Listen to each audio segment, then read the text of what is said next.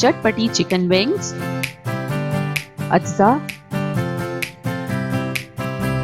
सिरका 2 खाने का चम्मच, सोया सॉस 2 खाने का चम्मच, चिली सॉस 2 खाने का चम्मच, लहसुन पिसा हुआ 1 खाने का चम्मच, कुटी हुई लाल मिर्च 1.5 खाने का चम्मच, नमक आधा चाय का चम्मच या हस्बे जायका, शहद 1 खाने का चम्मच, तेल 4 खाने का चम्मच।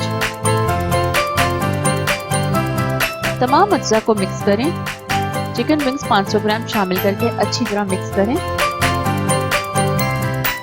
और 1 से 2 घंटे के लिए रख दें। तेल 2 खाने का चम्मच। मसाला लगे हुए विंग्स 2 से 3 मिनट तेज आंच पर फ्राई करें, फिर हल्की आंच पर 20 से 25 मिनट तक पकाएं और दरमियान में 1-2 मर्तबा उलट पलट करें।